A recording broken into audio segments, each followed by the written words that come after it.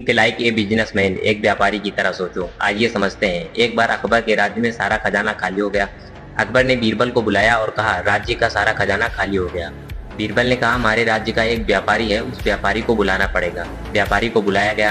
अकबर ने व्यापारी को सारी बात बताई और कहा, क्या तू कुछ मदद कर सकता है? व्यापारी बोला, जी हुजूर।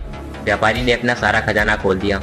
अकबर ने व्यापारी से पूछा, तेरे पास इतना खजाना कहाँ से आया? व्यापारी बोला, मैं टैक्स चोरी करना जानता हूँ। आप ही की जितने टैक्स हैं उसी में से बचाकर मैंने इतना खजाना इकट्ठा किया है।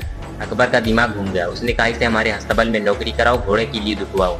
ऐसा ही किया गया। 6 महीने बाद अकबर का खजाना फिर से खाली हो गया। अकबर ने फिर बीरबल को बुलाया और कहा, राज्य का सारा खजाना फिर से खाली हो गया।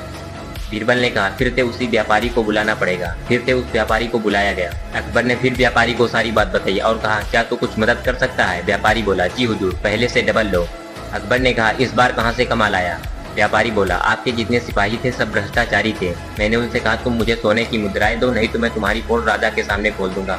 अकबर व्यापारी की बात से इतना प्रसन्न हुआ कि उसने उसे अपने दरबार में दरबारी बना दिया। मोरल ऑफ दिस स्टोरी, कहने का मतलब यह है कि आपकी सोच, आपका गोल जितना बड़ा होगा, सफलता आपके उतनी करीब।